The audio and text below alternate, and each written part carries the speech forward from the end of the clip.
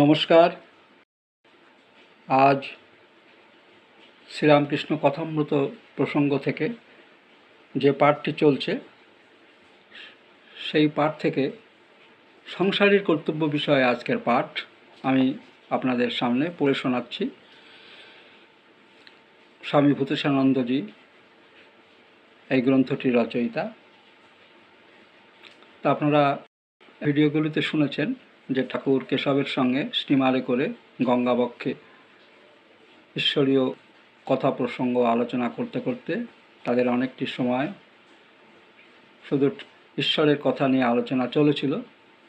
আজকের আলোচনাতে একজন ভক্ত, ব্রহ্মভক্ত প্রশ্ন করলেন, যতদিন না লাভ হয় ততদিন সব কর্ম ত্যাগ করব?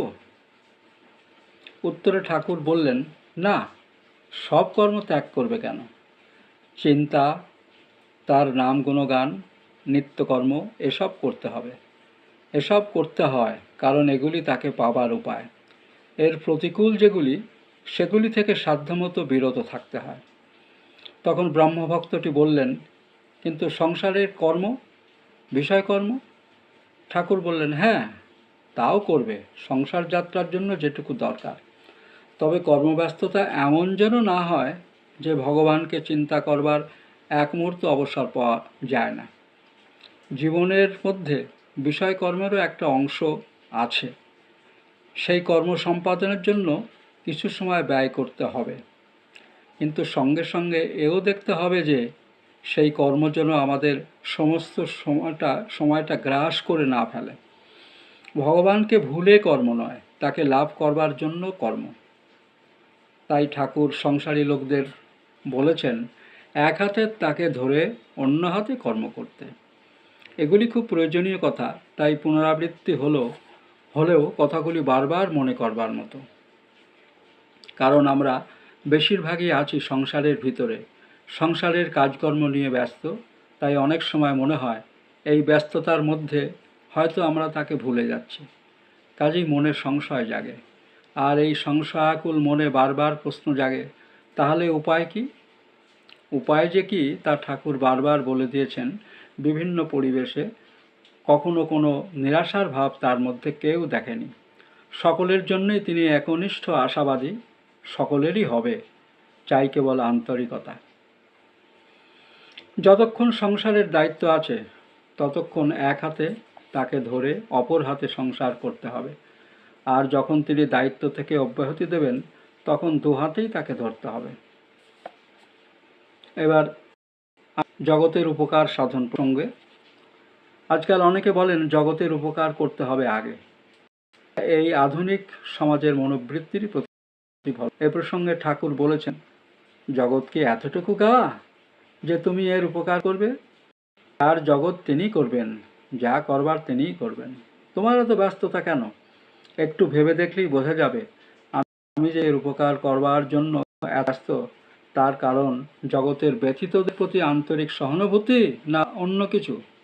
আর এই অন্য কিছুর উৎস সন্ধান করতে গিয়ে কি আমার একটা প্রচ্ছন্ন অহংকার, প্রতিষ্ঠা অর্জনের বাসনা খুঁজে পাওয়া যাবে না? এই দৃষ্টিতে কর্ম করতে গেলে সেটা মানুষকে আত্মপ্রতিষ্ঠার দিকে টেনে নিয়ে গিয়ে বিভ্রান্ত করবে। এটা কর্মের দোষ নয়, দোষ কর্ম করার যে কৌশল তা অবলম্বন না করা। আর এই কৌশল হলো তাকে ধরে কর্ম করা, যাতে কর্মস্রোত জীবনের উদ্দেশ্যকে ভাসিয়ে নিয়ে না যেতে পারে।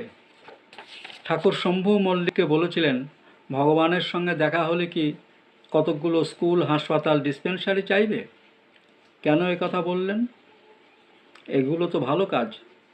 ভালো কাজ ঠিকই, কিন্তু ভগবানকে আস্বাদন করাকে গৌণ করে কতকগুলো হাসপাতাল, ডিসপেন্সারিকে মুখ্য করা এ ঠিক কাঞ্চন ফেলে কাঁচ নিয়ে খেলা করার মতো নয় কি? তিনি মুখ্য, তিনিই প্রধান, তারপর অন্য সব কিছু। তাই বলছেন, কালীঘাটে গিয়ে আগে জোশো করে কালী দর্শন করো, তারপর তো দান ধ্যান। ভাব এই যে আমরা এই জগতে এসেছি তাকে লাভ করবার জন্য, তাকে আস্বাদন করবার জন্য, এই কথা যেন আমাদের ভুল হয়ে না যায়।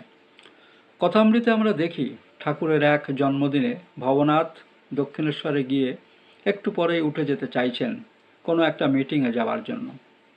সেটি শ্রমিক কল্যাণ বিষয়ে। ঠাকুর বলছেন, এখানে কত হরিনাম হবে, কত আনন্দ হবে, ওর ভাগ্যে নেই। ঠাকুরের আফসোস হলো, কিন্তু কেন? ভবনাথ তো ভালো কাজই করতে যাচ্ছিলেন। ভালো কাজ বটে, কিন্তু সামনে ভগবত ভজন রয়েছে, তাকে উপেক্ষা করে একটা লৌকিতকর কাজের দোহাই দেওয়া ঠাকুরের দৃষ্টিতে এটা সুবর্ণ সুযোগ হারানোর মতো। আত্মন মোক্ষার্থং জগদ্ধিতায় চ। স্বামীজি এই যে রামকৃষ্ণ মিশনের আদর্শ বাক্য দিয়ে গেলেন মিশনকে, আত্মন মোক্ষার্থং জগদ্ধিতায় চ, সেখানে নিজের মুক্তির সাধনার সঙ্গে জগতের হিত জুড়ে দিলেন।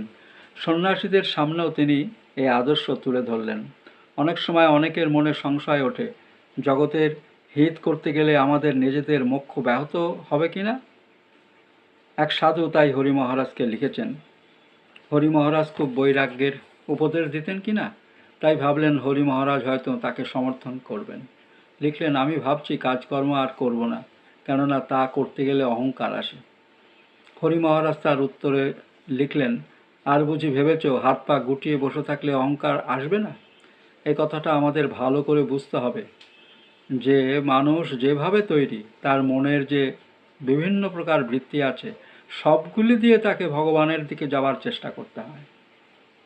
শুধু একদিকে নয়, সব কিছু নিয়েই তাকে করতে হবে। আমাদের যেমন অন্তরে চিন্তা করবার একটি যন্ত্র আছে, মন আছে, সেটি দিয়ে তার চিন্তা করতে হয়। বাইরে সমস্ত ইন্দ্রিয় দিয়েও তেমনি তার সেবা করতে হয়। স্বামীজি এই কথাটি বলেছেন যে ভগবানের সেবা কেবল একটি বিগ্রহের মধ্যে সীমিত রাখলে আমরা তার সেবাকে সংকীর্ণ করে রাখলাম বুঝতে হবে। ভগবত বাণী, ভাগবতে এ সম্বন্ধে পরিষ্কার বলা আছে, অর্চা আমেব হরয়ে পূজাং যা শ্রদ্ধয়ে হাতে তদ্ভক্তেষু চান্যেষু সভক্ত প্রাকৃত স্মৃত। যিনি কেবলমাত্র ভগবানের বিগ্রহই তার পূজা করেন, অবশ্য শ্রদ্ধা সহকারে না হলে তো তিনি ভক্তই হতেন না। এদিকে অন্যত্র এমনকি ভগবানের ভক্ত যারা, তাদের দিকেও দৃষ্টি নেই, তাকে প্রাকৃত ভক্ত বলে, অর্থাৎ প্রকৃতির প্রভাব তার উপর বেশি। আর শ্রেষ্ঠ ভক্ত সম্বন্ধে বলা আছে, সর্বভূতেষু যা পশ্যেদ ভগবদ ভাবমাত্মনা ভূতানি ভগবত্তান্বেষ ভগবত্ততম। শ্রেষ্ঠ ভক্ত যিনি, তিনি সর্বভূতেই নিজের আত্মাকে দেখেন এবং ভূতানি ভগবতী আত্মানি, অর্থাৎ সমস্ত ভূতকে সেই ভগবানে দেখেন, যিনি তার আত্মা। আত্মা যেমন প্রিয়, সেই রকম সর্বভূতই প্রিয়।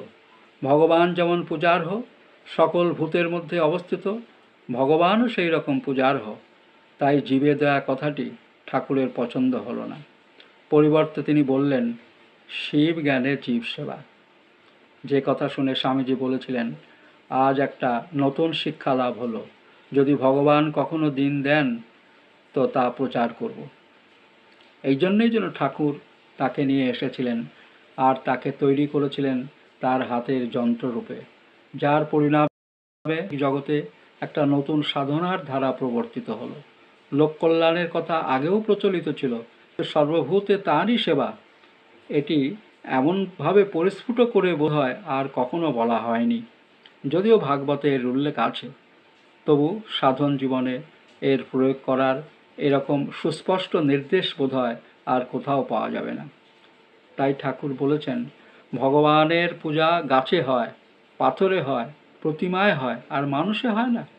সর্বজীবের মধ্যে মানুষ তো তার শ্রেষ্ঠ প্রকাশ, কেননা এই মানুষের ভিতরেই তাকে লাভ করবার, তার সঙ্গে অভিন্নতা অনুভব করবার সুযোগ পাওয়া যায়। এই দিক থেকে দেখলে মানুষের শ্রেষ্ঠত্ব অনস্বীকার্য। এই মানুষ এতদূর অবধি এগিয়ে যেতে পারে যে সে ভগবানের সঙ্গে অভিন্নতা পর্যন্ত বোধ করতে পারে। অসাধারণ এই আলোচনা, ভক্তগণ আপনারা শুনতে থাকবেন। এইসব আলোচনাগুলো শুনলে আমাদের মনের যে উত্থান পতন, মনের যে ভ্রান্তিগুলো আসে আবার চলে যায়, এগুলো কিন্তু দূর হয়ে যায়, দূর হয়ে যাবে, কারণ এগুলি তো ভগবত কথা। এই ভগবত কথা শ্রবণ করলে আমাদের আত্মার মুক্তি ঘটে, আমাদের যে সংস্কার যেগুলো দূর হয়ে যায়। শুধু ঈশ্বরের পূজা যেরকম একটা পূজা, কিন্তু বাহ্যিকভাবে আমরা যে কর্মগুলো করি সেগুলো পূজা রূপে যদি আমরা দেখতে পারি, তাহলে আমাদের সর্বাঙ্গ সুন্দর সাধনা হবে। যাই হোক, আমার চ্যানেলটিকে সাবস্ক্রাইব করবেন যদি মনে করেন ভালো লাগে, তাহলে ছোট্ট চ্যানেলটি একটু উপকার হবে। আর প্রচুর প্রচুর শেয়ার করবেন, যাতে অনেক মানুষ, আপনার আত্মীয় বন্ধু পরিজন সকলেই যেন এই সুযোগ পায়, এই আধ্যাত্ম আলোচনার সঙ্গী হতে পারে। তাই আপনাদের সকলকে আমার প্রণাম জানিয়ে এখানেই শেষ করলাম।